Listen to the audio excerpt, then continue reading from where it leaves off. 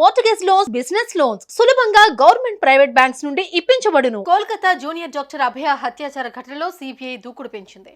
అటు ఇప్పటి వరకు జరిగిన విచారణకు సంబంధించిన స్టేటస్ రిపోర్ట్ను సుప్రీంకోర్టుకు అందజేసింది. పోలీసులు ఏ రకంగా నిర్లక్ష్యం వహించారో చెబుతూ సీల్డ్ కవర్లో స్టేటస్ రిపోర్ట్ సుప్రీంకోర్టుకు పంపింది. ఇంతకీ సిబిఐ స్టేటస్ రిపోర్ట్లో ఏముంది? పోలీసులు ఎలాంటి నిర్లక్ష్యం వహించారు? స్టేటస్ రిపోర్టుపై సుప్రీంకోర్టు యాక్షన్ ఏంటి?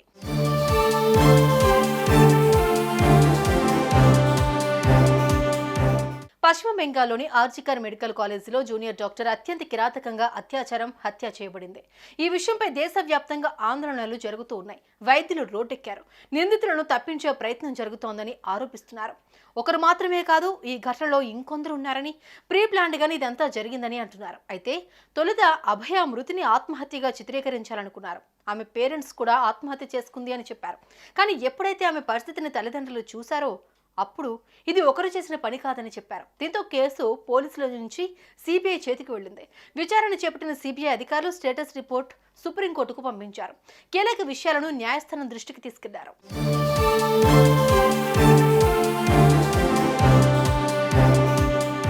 సిబిఐ నివేదికను ప్రధాన న్యాయమూర్తి జస్టిస్ డివై చంద్రచూడ్ నేతృత్వంలోని ధర్మాసనం పరిశీలించింది. హత్యాచార ఘటనపై కేసు నమోదు చేసిన 5 రోజుల తర్వాత దర్యాప్తు సిబిఐ చేతికి అప్పగించారని అధికారులు తెలిపారు.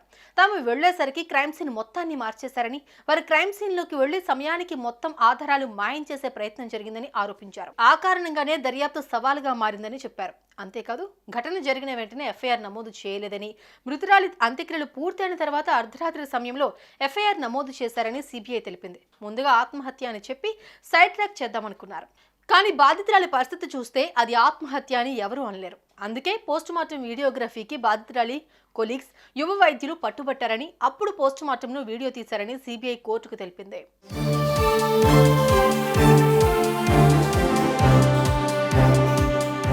సిబిఐ స్టేటస్ రిపోర్ట్ను పరిశీలించిన జస్టిస్ డివై చంద్రచూడ్ నేతృత్వంలోని ధర్మాసనం కోల్కతా పోలీసుల తీరుపై ధర్మాసనం తీవ్ర ఆగ్రహం వ్యక్తం చేసింది. ముందుగా బాధితురాలు తీవ్ర గాయాలతో అర్ధనగ్న స్థితిలో వ్యక్తిజీవిగా కనిపించినా ఇది అసహజ మరణమని రికార్డుల్లో ఎందుకు ఆలస్యంగా నమోదు చేశారని ప్రశ్నించింది. అంతేకాదు, ఎఫ్ఐఆర్లో ఏం రాయకముందే పోస్టుమార్టం ఎలా నిర్వహించారు అని ప్రశ్నించింది. అలాగే పోస్టుమార్టం జరిగిన 18 గంటల తర్వాత క్రైమ్ సీన్ను ఎందుకు సీల్ చేశారు, అంతకు ముందు ఎందుకు సీల్ చేయలేదు అని ప్రశ్నించింది.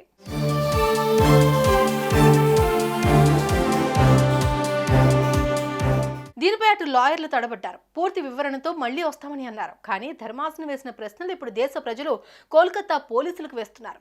ఇంత అలసత్వం చేయడానికి కారణం ఏంటి? ఎవరిని కాపాడేందుకు ఇంతలా ప్రయత్నించారు? బాధితురాలిది ఆత్మహత్యగా ఎందుకు చిత్రీకరించాలనుకున్నారని ప్రశ్నిస్తున్నారు. ఈ కేసులు విచారణ త్వరగా పూర్తయి అసలైన దోషులు తేలి వారికి శిక్ష పడాలి అని ప్రతి ఒక్కరూ డిమాండ్ చేస్తున్నారు.